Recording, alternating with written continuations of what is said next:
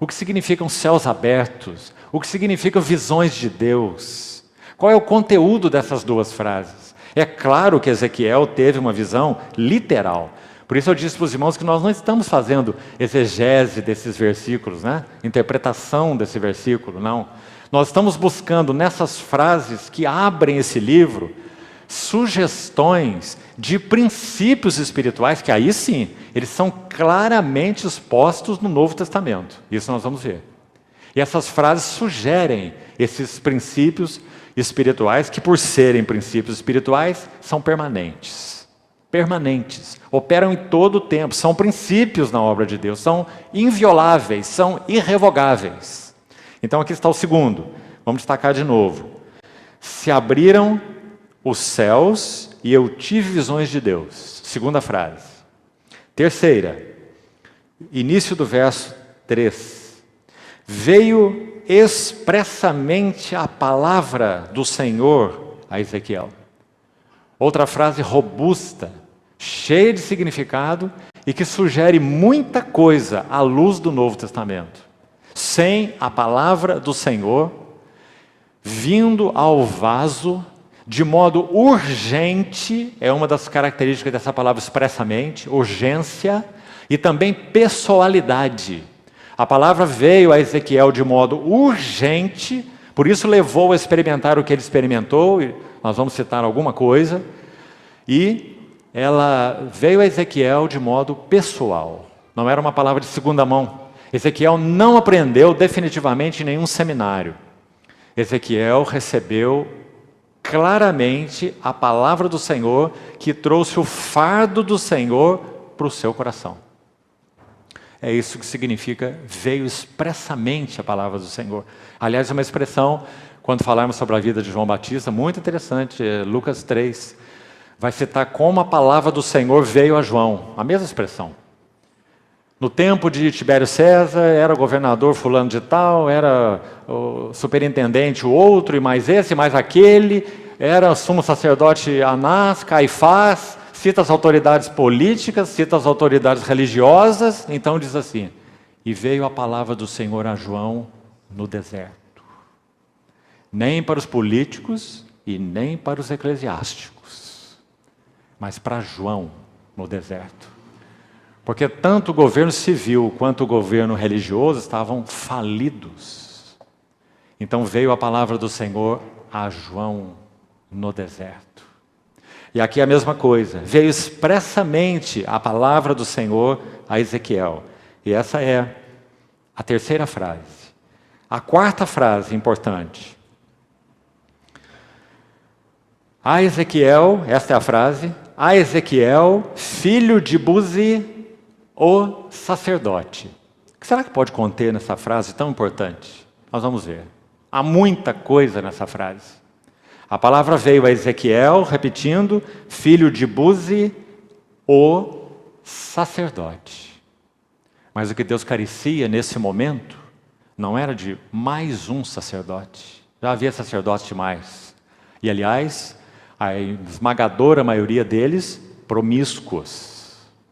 Tanto é que o povo de Deus estava no cativeiro, exilado na Babilônia, na terra dos ídolos, né? Então o que o Senhor necessitava era de um profeta, e não de mais um sacerdote. Então nós vamos ver qual é a implicação dessa quarta frase. E a quinta, por último, também muito significativa. É dita no final do verso 4, falando então sobre Ezequiel, que ali esteve sobre ele a mão do Senhor. E o que isso significa à luz do Novo Testamento. Então essa é a quinta frase. Os irmãos veem que em 3 versículos nós temos 5 coisas tremendas. Vamos avaliar então a primeira delas e buscar à luz do Novo Testamento o que essa frase sugere. Estando eu no meio dos exilados. Meus irmãos, o povo de Israel foi levado cativo para a Babilônia em 3 levas de cativos. Assim como retornou da Babilônia depois de 70 anos, em 3 levas de cativos. A primeira leva com Zorobabel e Josué, você se lembra? A segunda leva de cativos com Esdras. E a terceira leva de cativos, na verdade aí foram poucos, mas foi um terceiro retorno com Neemias. Então, Zorobabel, Esdras e Neemias. Em cada etapa, o Senhor restaurou algo importante, em cada um dos 3 retornos. E quando eles foram cativos, 70 anos atrás, eles também foram em 3 levas. Uma primeira com um determinado rei, Jeoaquim, depois o seu filho, chamado Joaquim, e por último, Zedequias, foi aquele que teve os olhos vazados, amarrado com cadeias e levado para a Babilônia. O último deles. 3 reis, 3 levas de cativos. Ezequiel foi na segunda leva de cativos. E ele profetizou durante 20 anos para aqueles que estavam no cativeiro, porque ele também estava lá. Então essa frase, estando eu no meio dos exilados, sugere, à luz do Novo Testamento, pelo menos 2 características importantes, e começamos aí, do vaso que Deus busca.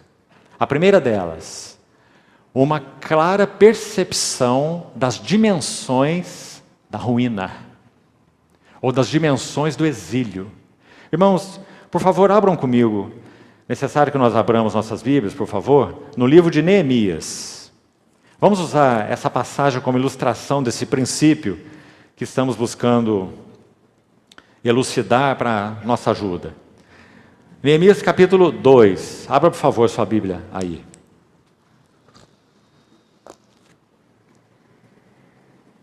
Já falamos que Neemias retorna na 3ª leva de cativos, e ele larga muita coisa para trás. Ele era copeiro do rei, uma posição de extrema relevância naquele império, os irmãos sabem disso. É dito no verso 11 assim, Neemias 2:11, cheguei a Jerusalém onde estive 3 dias. Então, à noite, me levantei, e uns poucos homens comigo. Sabe o que Neemias vai fazer? A inspeção das ruínas dos muros de Jerusalém. Irmão, só aqui nessa primeira frase aqui do verso 12, Neemias 2:12, nós já temos uma coisa tão linda. Neemias não chegou lá com uma comitiva de inspeção do muro, compreende? Acho que, de modo geral também, o cristianismo está cheio de comitivas de inspeção do muro, e o resultado tem sido nada. Outra coisa, Neemias não foi nem mesmo de dia, aí diz que ele foi de noite, ou seja, sem exibição, sem pompa, sem comissão de auditoria dos muros, percebe? À noite me levantei e uns poucos homens comigo, não declarei a ninguém o que o meu Deus me pusera no coração. Não podemos parar muito aqui não, senão nós vamos estudar Neemias, né? Ao invés de estudar Ezequiel. Porque não é um livro maravilhoso, não é? Você se lembra quando ele se apresenta diante do rei com um semblante descaído? Irmão, ele não suportava o fardo do seu próprio coração com relação à cidade de Deus. Então ele não poderia comparecer diante do rei de outra maneira. Ele não poderia vestir um sorriso, não é? Mas ele poderia perder sua cabeça. Porque o rei já tinha problemas demais para ter um copeiro triste. Né? Ele podia mandar degolar, troca esse copeiro. Não quero ninguém triste perto de mim, já tem muitos problemas. Mas Neemias chega abatido diante do rei. E o rei pergunta para ele, o que foi que aconteceu com você? Mas é tão interessante, o rei diz assim, deve ser tristeza do coração. Lembra-se? Então Neemias relata para o rei qual era a tristeza do seu coração. Meus irmãos, ele estava muito bem. E quanto a nós? Temos estado muito bem? Prósperos, felizes, abençoados, enriquecidos? Neemias estava assim, quanto à sua vida pessoal. Ele era um copeiro do rei. Não é? E copeiro naquele tempo era mais que copeiro. Era um copeiro conselheiro. Então, ele expõe para o rei qual era a dor do seu coração. Ele recebe do rei autorização para visitar os seus irmãos em Jerusalém. Porque o coração desse copeiro não estava no palácio do rei, nem na sua prosperidade, nem nas suas bênçãos. Nem dizendo, olha lá, os meus irmãos estão sofrendo porque eles têm algo a pagar. Eles foram infiéis. Eles levantaram altares a deuses estranhos. Eles são apóstatas. Então o melhor que eu posso fazer aqui é orar por eles e que o Senhor tenha misericórdia deles. Não. Neemias pediu autorização para que ele fosse até os exilados, ou até Jerusalém, até Jerusalém, para a reconstrução da cidade de Deus. Então ele faz inspeção desses muros,